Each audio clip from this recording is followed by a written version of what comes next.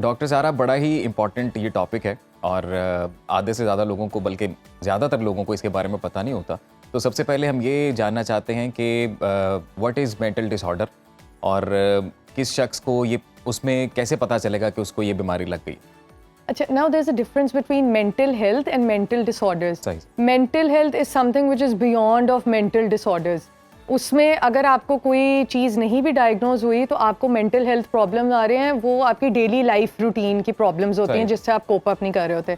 Mental health disorder जो है वो एक ऐसी चीज़ है जो हम आपको टारगेट कर देते हैं, this is what you are facing, वो आपको मेंटली फिजिकली दोनों अफेक्ट करती है। कोई मखसूस किस्म की बीमारी हो जाना मेंटल डिसऑर्डर होता है, और वैसे रोजमर्रा की जिंदगी में आपको अगर हालातों वाक़यात की समझ नहीं आ रही और आपकी बॉडी साथ नहीं दे रही है, आप अजीब तरह से बिहेव कर रहे हैं, तो वो उसे बोलते हैं ज़हनी मेंटल हेल्थ प्रॉब्लम्स जैसे हम कहते हैं। उसके अलावा क्या होता है, मेंटल हेल्थ जब आपकी ख़राब होती है, आपको सबसे ज़्यादा क्या प्रॉब्लम आती है कि आप अपनी डे टू डे रूटीन में सबसे पहले आपकी फैमिली कनेक्शंस बहुत ज़्यादा डिस्टर्ब होते हैं, सोशल इन्वायरमेंट बहुत ज़्यादा डिस्टर्ब होता है। उसके अलावा फिजिकली आपको बहुत ज़्यादा प्रॉब्लम्स आती हैं।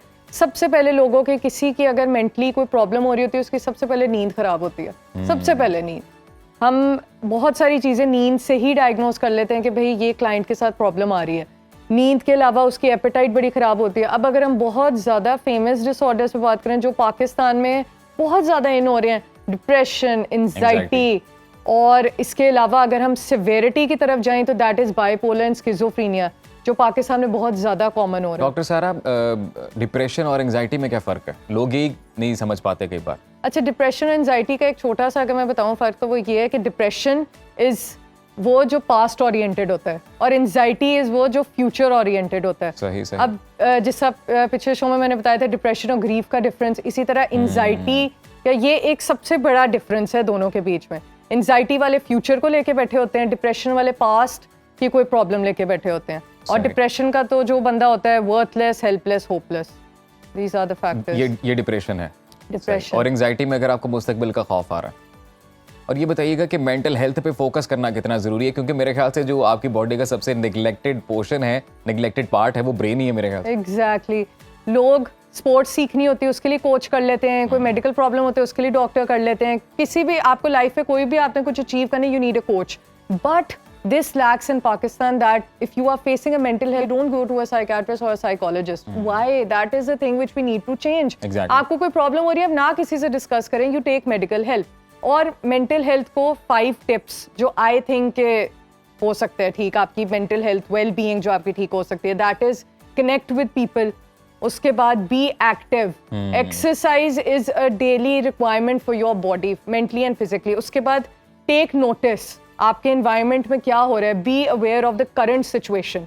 ये आपको प्रेजेंट में रहना बहुत जरूरी है, पास्ट और फ्यूचर को छोड़ दें। हम सादा अल्फाज में अपने अगर नाजरीन को समझाएं कि जी तन्हाई को खैरबाद कह दें, लोगों में उठना बैठना शुरू करें और अपने इर्द गिर्द के माहौल को खुशगवार रखें। फैमिली को टाइम दें, दोस्तों में उठे बैठें, अपने कनेक्शंस बनाएं। सबसे पहले अगर दोस्त वगैरह नहीं भी हैं, फैमिली को टाइम दें। हम फैमिली को इग्नोर कर देते हैं and then one day we don't have a family because everybody has to go.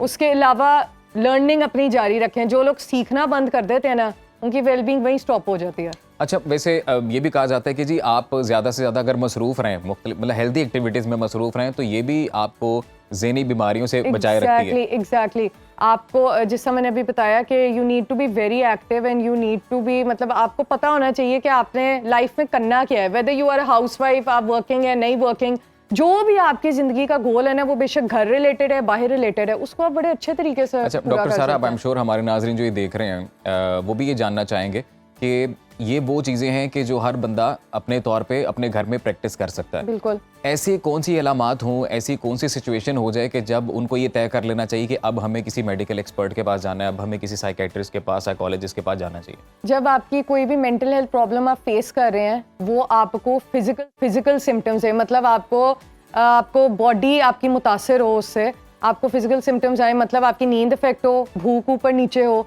उसके अलावा आपका एंगर प्रॉब्लम बहुत ज़्यादा, गुस्सा, बेवक्त गुस्सा कर जाना, इरिटेट रहना, हर टाइम आवाज़ार रहना, अगर आपको कोई टास्क मिला हुआ है आप पूरा नहीं कर पा रहे, that is where you should know that you need to visit और डॉक्टर। यहाँ पर चूंकि साइकेट्रिस्ट के पास जाना या साइकोलॉजिस्ट के पास जाना अमूमी तौर पर लोग खाते हैं कि जी हम शायद पागल हो गए, इसको पागलपन से कनेक्ट कर देते हैं लोग। तो दूसरा ये भी नॉर्मलाइज किया जाना चाहिए, लोगों को ये भी बताएं कि ये कितना ज़रूरी है।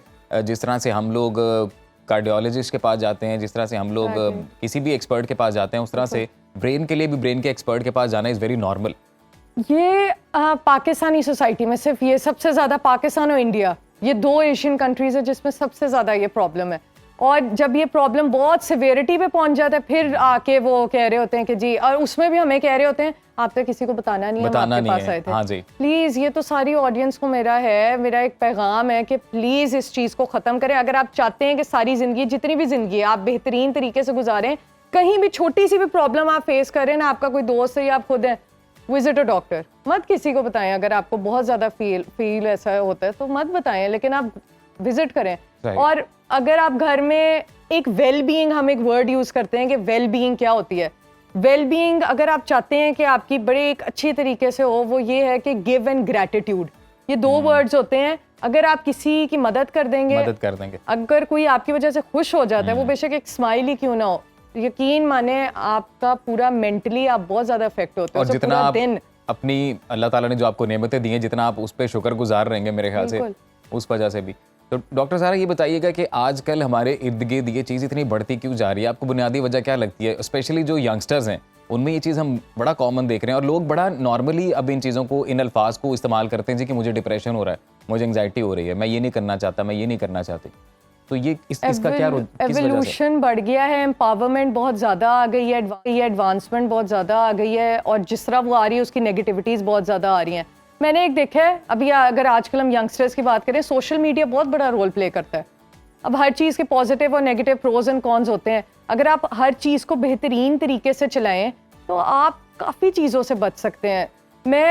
अब हर मामले में दीन आ जाता है। हालांकि काफ़ी मेडिकल लोग नहीं इसको साथ रिलेट करते, लेकिन मैं करती हूँ क्योंकि दीन is very very important. Science exactly, science बाद में आई है, दीन ने पहले ये चीज़ें बताई हैं। अगर आप दीन को, दुनिया को साथ लेके चलने का एक अहद कर लें तो आई थिंक हो सकता है। प्रॉब्लम्स किसकी लाइफ में नहीं आती, कोप अप करना आना चाहिए, तवक्कल। यहाँ पे आपका आता है तवक्कल। अब जिंदगी एक टेस्ट है, टेस्ट में आप कैसे कह सकते हैं कि परफेक्ट रहे? ये तो ट्रायल है।